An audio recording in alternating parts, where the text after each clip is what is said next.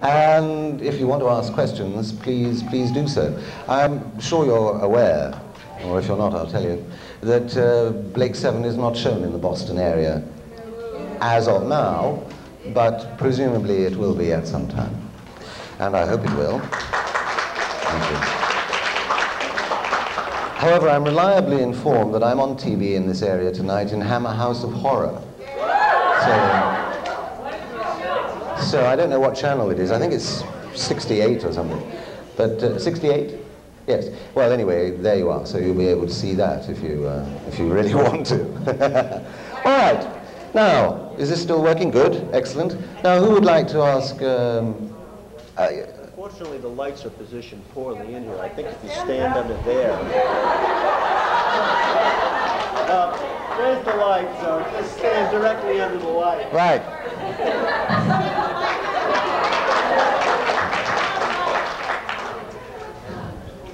Ah! That's better. That's better. Thank you very much, Adam. Yes. Let's hear it for Adam. Yes. Right. Now, is there anybody here who has not seen Blake 7? You haven't? Well, you've missed a treat. You really have, because it's a wonderful show, and there are wonderful people in it. One in particular is stunning, and it's the finest acting you're ever likely to see, until I do another series. And so you should, if you can, get to see it, and I hope very much that it will come to your area. But perhaps if you want to ask any questions about it, it's a little difficult if you haven't seen it, but if you want to ask some questions, I'll be happy to try and explain it to you. I understand a number of episodes are being shown here at some time or another. I don't know what they are. I think one of them is called Rescue, which is quite fun, and you might care to have a look. And I remember a convention I attended once where the entire audience was comprised of people who had never seen Blake 7. So we decided to show an episode, and they really enjoyed it, and they're all hooked on it now, which is quite something. So why doesn't somebody ask me something? Sir? Blake 7 still being filmed in England? Oh. You want to come up here and answer? No, it isn't. I regret to say it isn't. It's been a while since we completed filming. In fact, it was 1981, so it's 6 years. I started as a child actor. Anyway, there is a great deal of pressure for it to be revived in the sense of being repeated, and also of a new series. Whether that will happen is in the lap of the gods of the BBC. Or, alternatively, there may be so much pressure as the program becomes more and more popular in the United States. Because you in the United States have a unique attribute. If you want something, you go out and get it. And I admire that, and if there is sufficient pressure, they may very well be obliged to do some more. I know Terry Nation, who wrote it, has ideas. In fact, he has various scripts in his head. And it is entirely possible that in due course it may happen. For example, though Star Trek, your own Star Trek, took a long time to come back, didn't it? So hopefully we won't take as long. So that's rather a convoluted answer to your question, which the simple answer would have been no, but hopefully is what we have to say. Hopefully. It will be revived. Yes, ma'am? Oui. Ah! Vous êtes français, hein? No? I've had a burning question since November. What is your aftershave?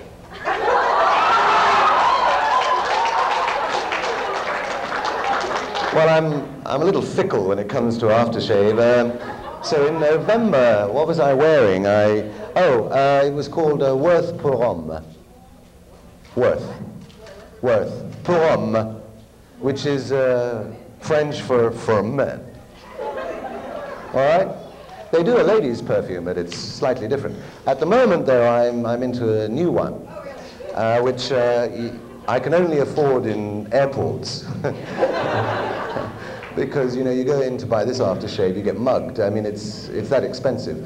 And this is called Karl Lagerfeld. I'll let you smell it later. So that's quite nice. That's quite nice. But my favorite is Worth pour homme. What perfume do you use? Oh, that sounds nice. Ah, well, I'll tell you what, I'll come and smell you, and you can come and smell me. Yeah. Yes, sir. In general, what is Blake 7 all about? Well, this gentleman would like to know what Blake 7 is all about, and I will do my best to tell you. It's about me.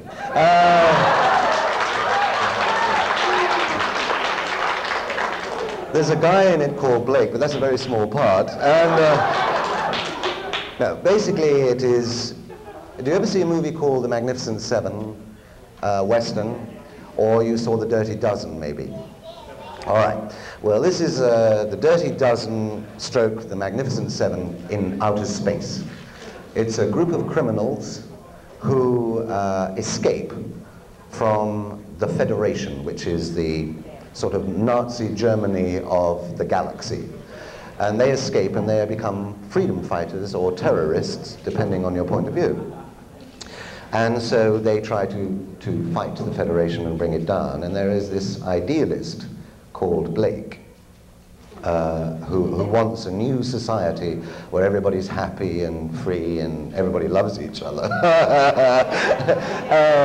As if that would ever happen. And he has this sidekick that I play, who is a little cynical about that sort of thing. So really it's a series of adventures that they have coming up against the Federation. And I don't want to tell you too much about it because I don't want to spoil it for you when you see it. But the success of the program, I think, is based on the characterizations. I talked to a lovely man called George Takei, whom you will know, of course, from Star Trek. And George said to me, he said, the marvelous thing about Blake 7 is that you concentrate on the characters so much, and the interplay between the actors is so good. And I think that that's true. And I think that Leonard Nimoy has brought that now into Star Trek more. And it's that much more successful as a result. Does that give you a sort of idea? It's certainly worth having a look at. And if you can get a look at an episode here, you'll see that my character is charm personified and really, really lovely guy. Yes. Right. Yes, ma'am. What are you doing now? Plays, TV, Well, the lady asked what I'm doing now. Not this moment, because you know. Unlike in the United States, if you have a successful TV series and it becomes a big hit and a cult success, and the characterization that is a cult success, which I gladly and happily did, over here they will capitalize on that. Thank you very much. Capitalize on that. In Britain, they don't know what to do with you. So you go back to the basics, to the backbone of your work as an actor, which is the theatre, until something else comes up that you want to do. I was offered another science fiction series, and I wrote to the producer and said, I refuse to do this, it would insult the intelligence of a 9-year-old, and as I am a little older than that, you know, I don't want to do it. They did it, and it was a disaster, so I'm glad I didn't. So I've done a lot of theatre, and I've just finished a new play called A Sting in the Tail, and that was very enjoyable to do, and that is going to, I understand, going to London in the spring. Whether I will do it in the West End, I don't know. But at the moment I'm going to do a play called Run for Your Wife, which is at the Criterion Theatre, which is in Piccadilly Circus. And I've done that play before. They change the cast every 3 months to keep it fresh. It's a comedy. And so I'm looking forward to doing that. That'll be very enjoyable. And also it pays the rent, and will enable me to write my book, which you may or may not know anything about. This is a prequel to Blake 7, which is to be called Avon, the Distorted Image. What about that,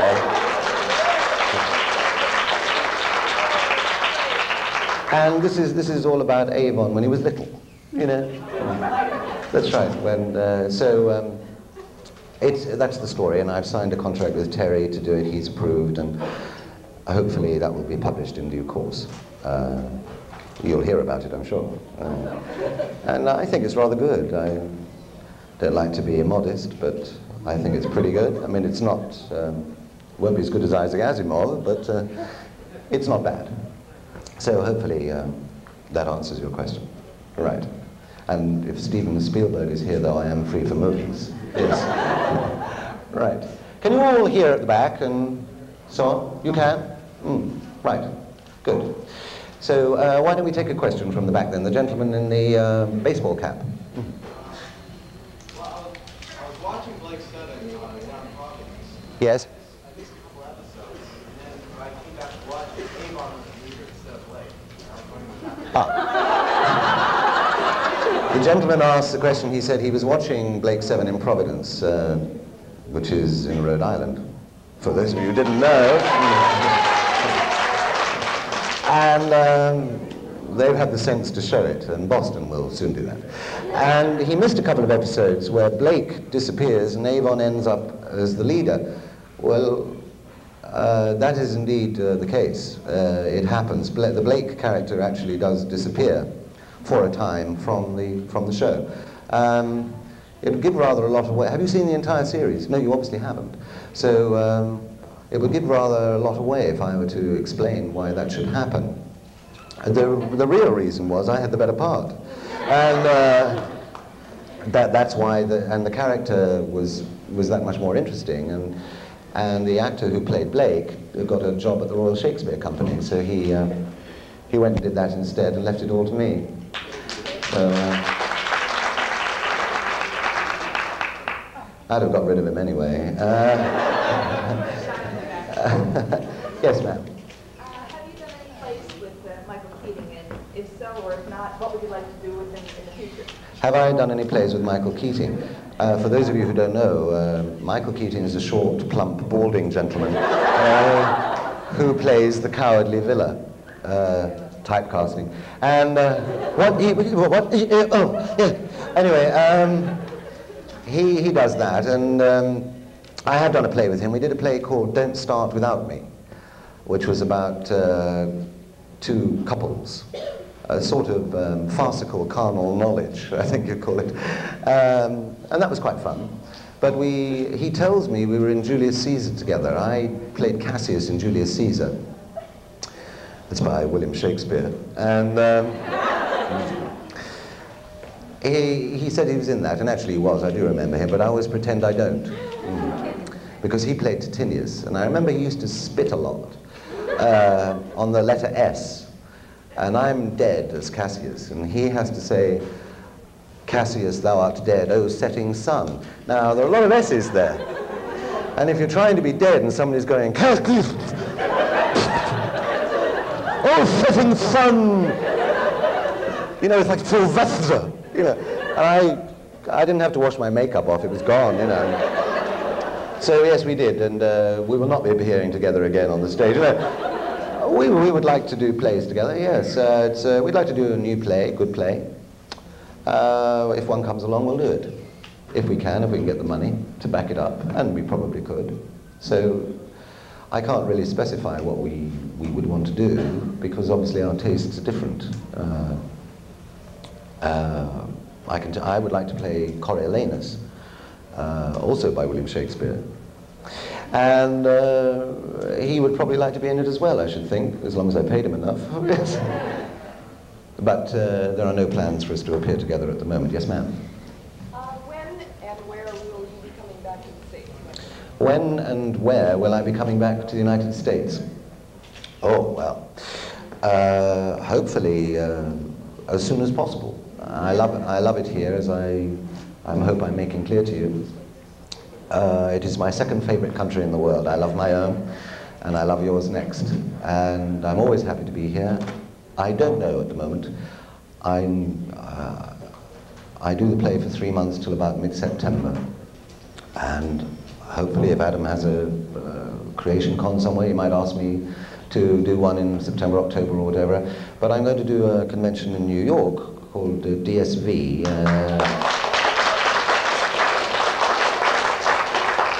That's at the end of January.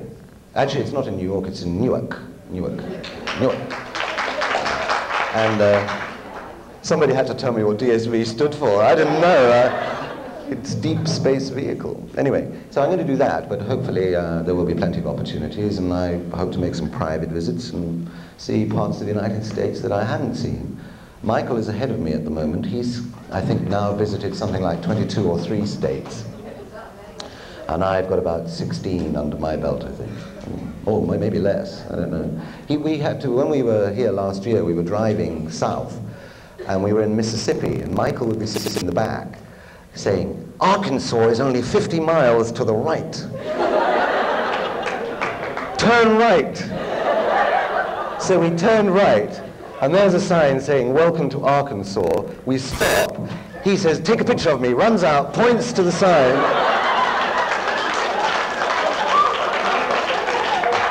I take a picture of him, we go back into Mississippi. Yes. So anyway, that's how he gets to see his states. But I hope very much I can come as often as possible. Doubtless you will hear the good news. Now then, gentleman there, yes. Do you have any favorite science fiction writers that you've read a lot? Do I have any favorite science fiction writers? To tell you the truth, I was never particularly interested in science fiction per se until I did Blake 7, and I must say my interest did not necessarily leap ahead then. But I did read some of the work of Isaac Asimov. Isaac, who was at the last convention, the creation convention in New York. He signed a piece of paper for me, and wasn't a check, unfortunately, but so I admire his work. And also a lady called Tanith Lee. I don't know if you've ever read any of her work.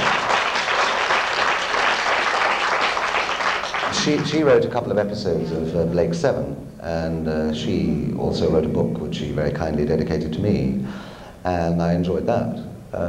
So my interest in science fiction novels is limited. I haven't read any Frank Herbert, although I'm assured that I should.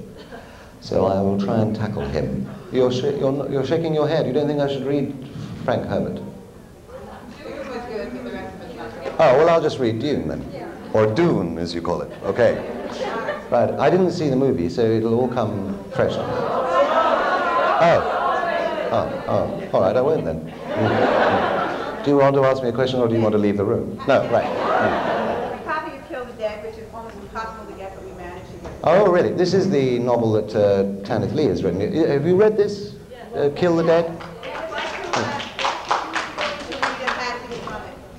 Oh, read a passage from Kill the Dead. Which passage? A good one. The dirty bits? The good one. A good one. A good one. Well, yes, all right. Well, it's not too long, is it? No, We don't want to bore everybody. 2 paragraphs. 2 paragraphs. It's where the ghost shows up in the book. All right. Now, to the end of the page, where it starts. It continues a little bit on the second page. Oh, all right. Well, you tell me when to stop. All right? Okay. All right. I'll let you go on forever. Now, the lady asked me to read it, so I will. The leading character in this is called Paul Darrow. And my name is Paul Darrow. It doesn't take too much to work out who it's meant to be. Anyway, it starts like this little bit. I hope you don't find it too tedious. You might find it interesting. The smaller fire between the stones was sinking. Darrow leaned to put on more branches and paused. Along the side of the ravine, the musician was playing his music. Darrow sat, the branches loose in his hand, listening. Fine as silk threads drawn through the dark, the notes sewed over and about each other. The melody was oblique, tragic, stabbing somewhere inside the heart with a sweet, piercing pain, removed yet immediate. Like that of any excellent minstrel, Mile Lemuel's music could find out emotions that did not belong in the humors or mind of the listener and plant them there and let them grow while the song sang itself. But Mile was much better than excellent. Mile, playing the bizarre instrument his father had killed to get, was one of the lost golden gods returning from the morning of the earth. Then a cold sighing came over the ravine, and stars scattered along Paul Darrow's spine. Very slowly he turned his head, looking beyond the firelight and the freckling leaves of the poplars. Under the oak on the hill, the far side of the gully, glowing like a fungus, shadow-eyed, smiling, still as a stone, sat Sidi Soban. Darrow got to his feet. She was looking exactly at him, and now which is good, isn't it? Now, anyway, That gives you a sort of flavor of it. It's about two ghosts, and he's a ghost slayer. And the trick is, he's a ghost himself. Oh, shucks, I gave it away. Yes. Anyway, this is sort of... Oh, right. It's very good. Very good, isn't it? Thank you very much. Thank you.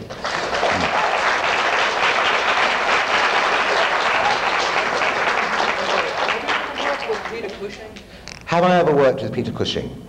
Well, you are referring to a very fine actor and a saintly man.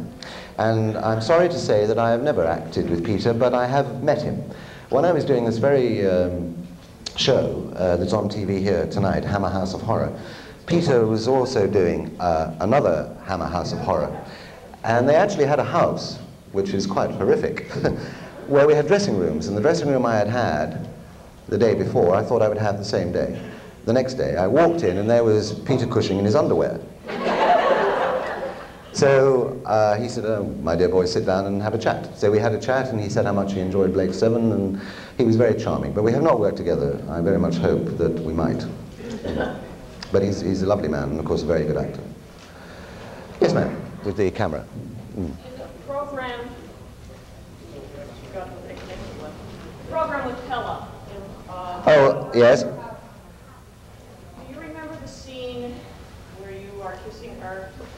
After that, did you push her, or did she just fall to her knees?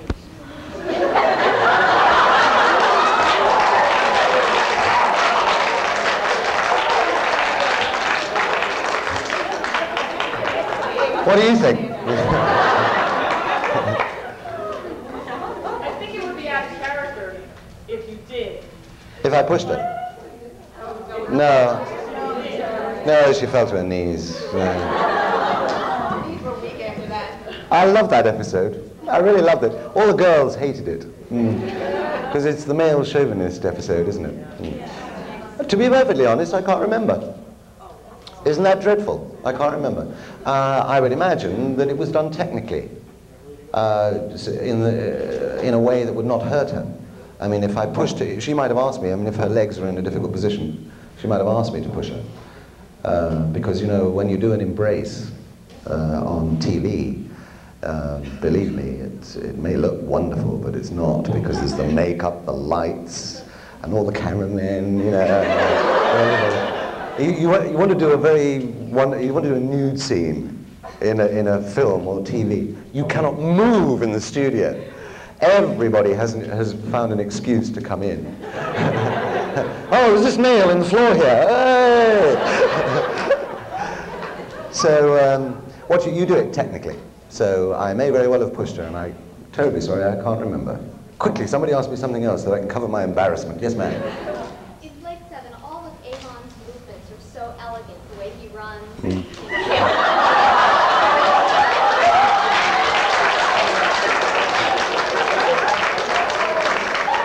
Aim at the truth, yes. I was just wondering if you had studied dance. Well, as I said to Mikhail Baryshnikov, eat your heart out, you know. No, honestly, no. I haven't studied dance. I'm just naturally elegant, yes. In that same line, we just saw Deliverance. The episode Deliverance last week in Philadelphia, and there's one scene where when you're rescuing Jenna from the natives on that planet, they come after you and you have to fight them off. And Avon delivers a kick to the neck of one of these guys, and it was incredible. I couldn't believe it. I know. My mouth, and I knew what a guy. He couldn't believe it either, believe me. I was going to ask how many times you had to do it, but I thought it'd be rude, so I didn't. Once. You tend only to do a stunt once because the stuntmen charge an awful lot of money if you have to do it again. I particularly remember that because I pulled the kick. And the stuntman, you know, they're wonderful, the stunt guys, they are so fit. And he said, no, no, no. He said, kick me. And I said, I don't want to hurt you. And he said, with respect, you couldn't. So I kicked him. Yeah. And it would have put me in hospital for 6 months. He got up and said, there you are, that's better. So, yes, how about the lady? Yes, you're on candid camera. What is your name? Leslie. Oh, Leslie, that is correct. Take all your clothes off and await my pleasure. Now, what room? Survey. Who has read Afterlife? Hands up. Almost. Everybody put your hands down. Hands up who liked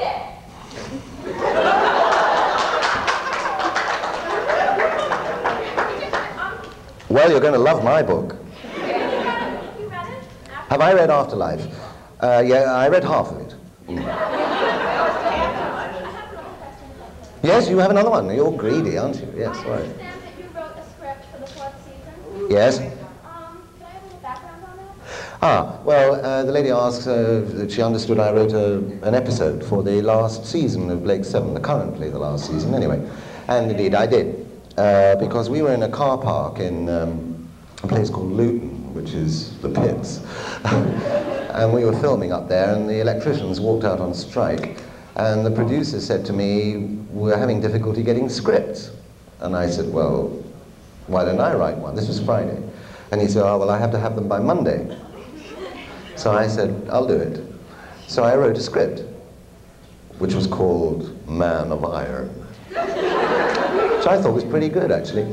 And I wrote everybody a good part, including me. And, but I made the Villa character come out of character slightly. And become a little more macho, because I felt Michael needed that as a boost to his morale. And I thought it was pretty good. And my wife said, you know, if you put it in under your own name, they won't do it. Because, if you think about it, if it's bad, they won't do it anyway. And if it's good, it makes the script editor look bad, doesn't it? And of course, they didn't do it. But there were one or two ideas in it that I thought were pretty good, and if we ever did another series, maybe we could use it, I don't know. I doubt that we could now, it's a little dated, but that's how I came to write it. And I thought it was quite good. Good title, anyway, wasn't it? Mm. About you, I take it. No, it was about a robot called Gabor, named after Jean-Jacques.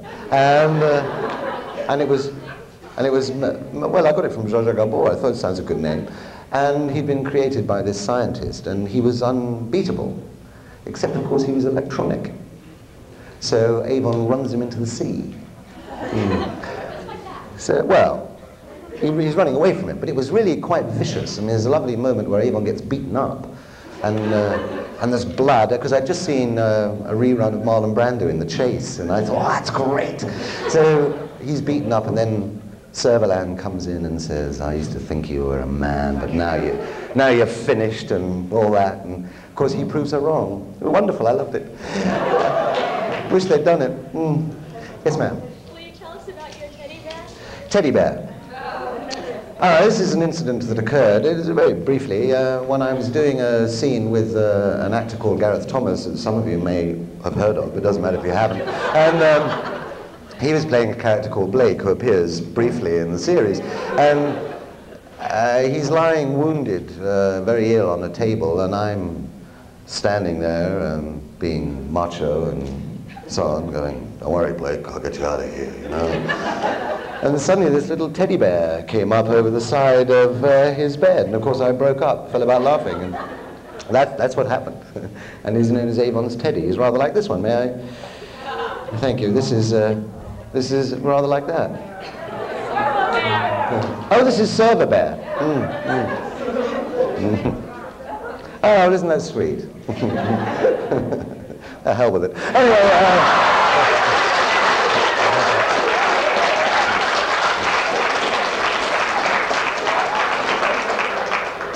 yes, sir. Quite a few of the regular characters died along the way. Mm-hmm. Was that because the actors asked to do the show, or was that just done for dramatic? Right. The gentleman asked, in case you didn't hear, that quite a number of the major characters throughout the series died along the way. Why? Because I wanted it all to myself. It was decided that it would be quite a good idea. It certainly boosted the ratings. And part of, this gentleman hasn't seen it, but part of the beauty of Blake 7 is that you don't know what's going to happen. I mean, you can switch on and suddenly your hero may get killed. Now, no series does that, so, except Blake 7. So it's quite exciting. I do assure you, however, that the best character in it stays alive. Sutherland. So that was it. And it was Terry's idea, actually, and quite clever, I thought. Quite clever. And it worked. Obviously, there were one or two instances, I mean, where an actor got another job or whatever and didn't want to go on. Like the Blake character suddenly realized, Gareth realized that Blake was really rather a boring character for him to play. And he said to me, you know, one of us has got to go, because we were always, there was always friction between the two characters. And he said to me one day, one of us has got to go. And I said, yes, guess who? And, no. And I said, yes, indeed. And we kept waiting for an episode called Showdown at Jupiter Junction or something, where one of us would get blown away. But eventually he decided that he would go, because the character wasn't as interesting. The lady in front of you just yawned. Why are you yawning? I'm not that boring, am I? No. No. Thank you for the question, anyway. But, hi. Oh, 5 minutes. Oh, right. Yes. I have 5 minutes. There's a gentleman there. Yes, sir. Given the ending, in the Arabian, how do you see the series continuing when it comes back? How do I see the series continuing without giving away the ending of the current series? That's a tricky question. But I'll try and explain. It will come back in the form of Charlie's Angels, but it will be called Avon's Angels. And it will be me, Bo Derek, Brooke Shields, and a few others, you know. How, seriously? Yes, you may be in it as well. Seriously, I think it will, without giving too much, I know what Terry has in mind. And it's a kind of, if you can imagine that Napoleon in exile, right? Came back and had a glorious last 100 days, didn't he? Culminating in the Battle of Waterloo. Something on those lines. So there will be a gap, and then back they come, or back he comes, or whoever is in the series. And there is a last glorious series before they all go down in flames. Be great, wouldn't it? I kept asking for a death scene, you know, because I wanted it to go on for about 2 episodes, because all actors love death scenes. You know. However, maybe that'll happen. So roughly on those lines, does that help? Good. Good. Yes, ma'am. You are wrong about one thing. Sandbaggers do kill off their main characters. Oh, sandbaggers. Yes. Kill off their main characters. Yes, But not quite as frequently as we did. I mean, they only had a couple, didn't they? Yeah. Hmm. They didn't have as many characters to start with. Well, exactly. Yes. In Volcanoes, you were wearing something that was very similar to that Kelly wore in Star 1. Was that done on purpose? A lady asked, in what episode? Yeah, in Volcano. Ah, in an episode called Volcano, I was wearing something similar to that which Callie wore. Oh, yes. Yes, it was a designer with a lack of imagination. They were very similar, I agree, but they were not the same, I assure you. She's a slightly different size from me. It was the designer. And actually, we didn't keep those costumes for too long. But yes, I think she had a certain lack of imagination there, the designer. That's why they were similar. Nobody else? Oh, you did. Yes.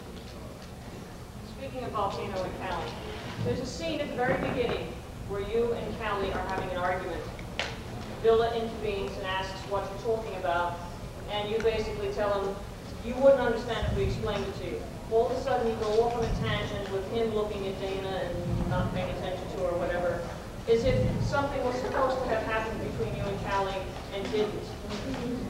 Did we lose something? Was something cut that was missed? Or it just, you know, the conversation so suddenly dropped that it made absolutely no sense. Anybody else want to ask me anything? I don't know. Isn't it dreadful? I don't know. I have no idea. I suspect there may have been a cut there. It's possible. If it makes no sense, that certainly strikes me as likely. Because you have advertisements put in, don't you? Oh, all right, forget it. I was just thinking maybe they cut a bit for advertisements. No, of course you don't, not on PBS. I really don't know. I would have to see it again to... I remember seeing it when it first came out, and I wasn't struck by anything being illogical. So I would suspect maybe something's gone somewhere. You may very well be right. Wow, what a mystery. We need to hire Spencer for this one. Yes. I'm sorry I can't be more specific. Yes, sir, the gentleman with the beard. How many episodes of Blake 7 are there? There are 52 hour long, well, just under an hour. 52 so far. What? Is that right? There are 52. Yeah. Am I right? You want to come up here and answer the questions? No. Right. 52. Yes. So far. When it comes to Boston, it's going to be a daily type thing like Doctor Who or something like that. It might be if it comes to Boston, or sometimes they show it every day. Sometimes in the United States they show it. In New York at the moment they're showing it every week. In England it was shown weekly, usually on Monday nights. Once on Tuesday. One series was shown on Tuesday. Up Against Charlie's Angels, I remember. We did quite well. So it may be weekly, I wouldn't know. I hope you get it in Boston very soon, and I don't mind how they show it as long as they do. Yes, sir? How many years was Blake 7 in production? 4. How many years was it in production? It was in production for 4 years. Yes, and I hope maybe we'll do another 4 years, who knows. Yes, ma'am? In Blake, the last episode, you shot your wind. Yes? Is that the only time you're going to work together, or? The lady mentions that in an episode called Blake, I shot a character portrayed by my wife. Is it the first time that, I mean, what man wouldn't love to do that and get away with it? I mean, is it the first time we'd worked together? No, it wasn't. She was cast in that role because we were married, and it was a bit of fun for her to come in and to be shot by me. I mean, it was... In fact, she said she wouldn't do it unless I was allowed to shoot her. And she did it. However, I assure you she's alive and well. In fact, she's here if you'd like to... Would you like to stand up, Alex? Yeah.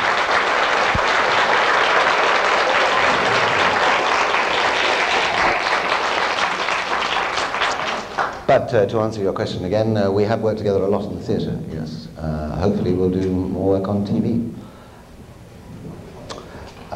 This lady over here hasn't had a question, yes. Could you do for us right now an impersonation of Avon? Not that like Paul Darrow, but like Avon? Can I do Avon for you now? Gosh. I don't know,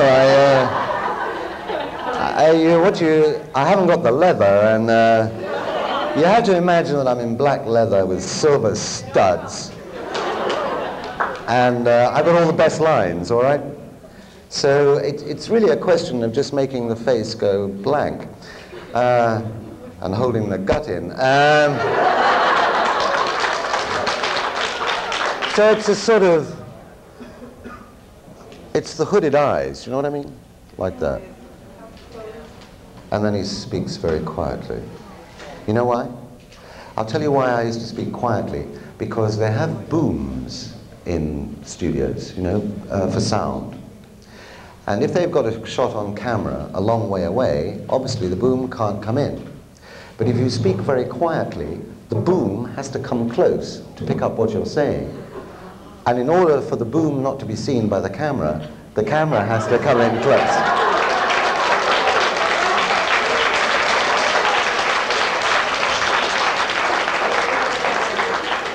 That's entitled How to Steal a Series in One Easy Lesson. So it's very difficult to do Avon for you, except that that's a very Avon-like thing to do. But it is a kind of stillness, really, is what you require. But without a proper script and being in the mood, I'm too hot. But roughly the stillness, and of course it's in the eyes. So you need that closeness. To do it on stage would be virtually impossible. On the other hand, if you were playing Villa, that's easy, you know, because it's all, Blake! If you wanted to ask Michael to do Avon and see what that would be. Oh, really? And then you get Gan, you know, who's big and was always making mistakes. Blake, I want to be... Oh! Sorry. And then you had Jenna. Jenna was wonderful. She was always going to weddings. Sally Nivette, never her own, sadly, but she was always going to weddings and she was always late for rehearsal and she never knew a line of the character. So she'd come in going, Blake, Blake, Blake, Blake. I'm terribly sorry, I've forgotten that line. And she'd go, Blake, Blake, take 29, you know. And then you'd have Gareth playing Blake going, Avon. He's Welsh. And then he's got his script under here. So you would see me walk, I'll do Avon walking over to him and I'd go, Blake, we can't go there. We don't know what it's like, you know, or whatever. And who else was in it? Oh, there was Callie, of course. She was always having a funny turn. Blake, I hear the voices. In a very early episode, I actually said, let's dump her. You know, I was surprised, really. I was given 5 minutes half an hour ago. Do you want me to go on? I don't mind. Now, anybody else want to... Yeah.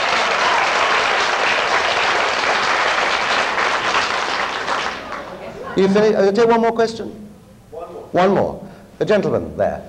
If Avon and Servalan were in another time, another place, would they have been lovers?